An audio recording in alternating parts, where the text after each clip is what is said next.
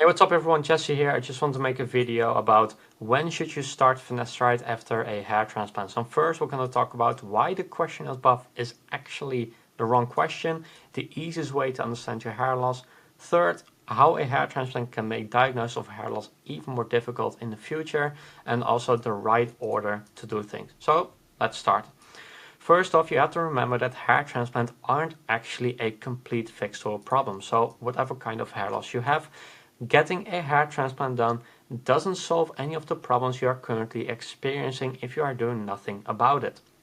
And all it can do is hide the problem while it gets worse in the background. And so the longer you wait, the worse it will get because but if you cover it up, then you won't notice it until it is way too late. So you have to act in the right way before doing that first, you know.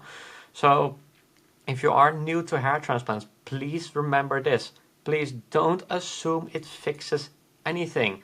A huge misconception people have with hair transplants is exactly this. They think I have hair loss, therefore I'm getting a hair transplant to fix it forever.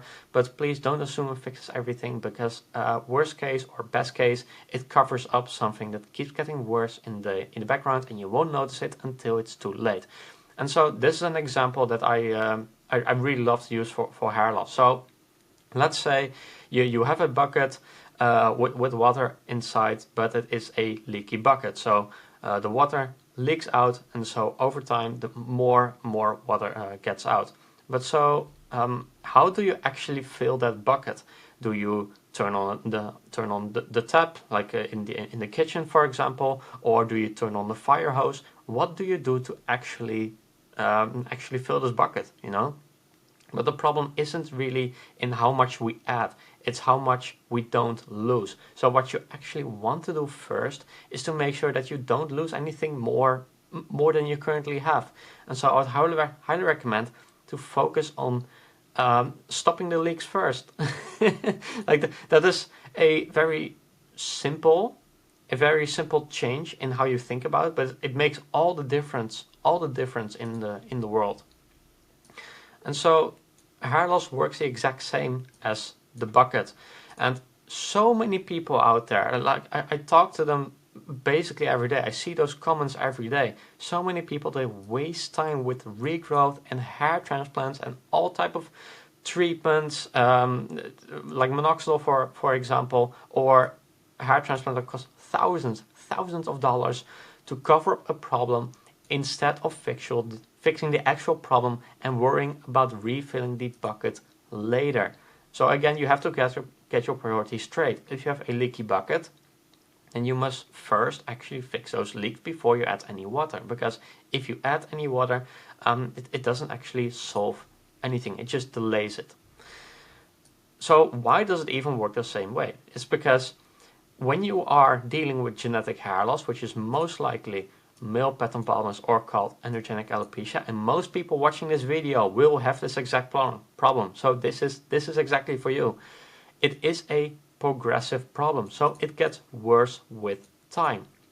The more you wait, the more difficult it is to get a result you can be proud of. And so if you are only, for example, you start, if you take action early, then if you take the right action early, you are able to build on top of that right action. But if you don't do it, if you aren't happy with the way you look, and then you get a hair transplant, you use minoxidil or any combination of either, then it will keep getting worse in the background, and by then you are not in like an 8 out of 10 potential. You are now a 2 out of 10 potential, and good luck getting from a 2 out of 10 back to an 8 out of 10 with your potential. So if you aren't at an 8 out of 10, please do the right things.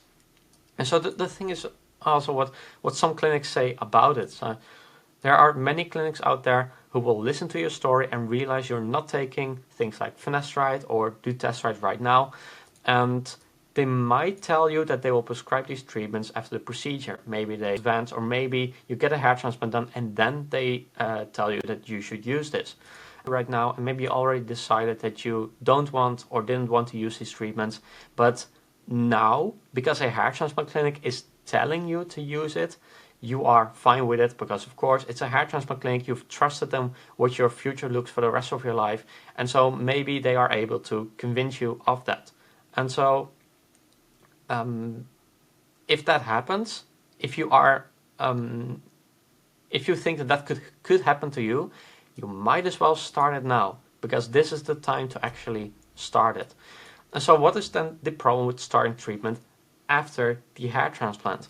First off, you don't know your actual response to finasteride, because finasteride is the most common treatment out there. It works for the far majority of people to stop your hair loss for what the research that we have in a 10-year study shows that it has stopped hair loss for at least 90% of users, or actually 90% of users. But it is not perfect. It is not for everyone. So maybe you can handle it. Maybe it's fine for you. Maybe it's enough for you.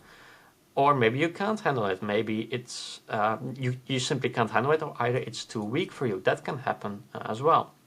So if finasteride isn't for you, you'll lose valuable time to use something that actually works for you. And so maybe you need to upgrade to the dutasteride, for example. It's enough for you, but you could also at the same time have another form of hair loss at the same time. Like, that could actually happen. There are multiple forms of hair loss. The male pattern hair loss, or androgenic alopecia, is just the most common form. And so if you have another form of hair loss at the same time, because you could have multiple at the same time, that other form also requires different solutions. And so if you get a hair transplant despite that, while you are figuring out what hair loss type you are suffering from, or what treatment you currently need for your specific hair loss type of hair loss, then it will make diagnosis just simply more difficult, because you've now covered up that actual problem. And so if we go back to the actual title of this video, which is when should you start finasteride after a hair transplant? The question isn't when. It just simply isn't. It isn't when you should finasteride after a hair transplant. It's how far before a hair transplant you should start these. So when is that? Generally, I recommend that you start finasteride at least a year before getting a hair transplant done, or deciding on a specific clinic, because again, it may take longer than a year. Generally, you need around a year to really know your full response to finasteride, which is fine, of course. And like I say here, like I hear you thinking like, oh, a year is so long. Why do I need to wait a year for that? I want to have it fixed now. But right now we are already halfway 2025. We are already halfway without you realizing. And with regards to hair loss and finasteride, minoxidil, dutasteride, hair transplants, we are talking about your looks for decades to come. So we want to build something that is actually sustainable. And so in that year alone, you will either realize finasteride is or isn't enough for you. And if it isn't, just give dutasteride a try again for a year. And if you want to switch, I highly recommend that you do it slowly, but that's for another video. What you want to focus on is just maintenance. You just want to focus on maintenance, and I have an entire video on this channel that talks about how you can actually keep track of maintenance, which you can do by using good progress pictures. And there are so many factors that go into that. I'm not going to talk about that too much in this video, but go look on my channel, go look at the progress pictures video, because that one is the one you actually need. Do that every month for a year, and then you actually know what is happening. So yeah, focus on maintenance. Any regrowth is extra. I personally had above average regrowth from finasteride alone, but I know I am not the norm, I'm the exception. So the only thing we can do is measure it, and this is how you measure it, with good progress pictures. And so once the holes in the bucket are closed is when we can start to add water again, because otherwise, if you don't, you'll still be able to put an entire ocean through it and still end up with nothing. That is basically what it comes down to. If you have a hole in the bucket, you can keep adding water as long as you want, but the leaks will get worse, and the water you add to it just basically fall right through, and ultimately you still end up with nothing. Many people work this way, and I don't want you to be one of them. And if you want help with your own hair transplant, click in the description below. There is a link where you can book a call, and then we can talk about what you should do for your own hair transplant, and maybe if I can help you pick the right clinic the first time, because I know how difficult it is, because choosing clinics out there right now is an absolute minefield, and I just, yeah, maybe I can help you with that. Basically, that's the entire video. Thank you for watching. This is another video in the 30 for 30 series. I actually missed a video yesterday, but if you want to know anything specific, let me know in the comments below, and we'll see you in the next video. Thank you. Bye.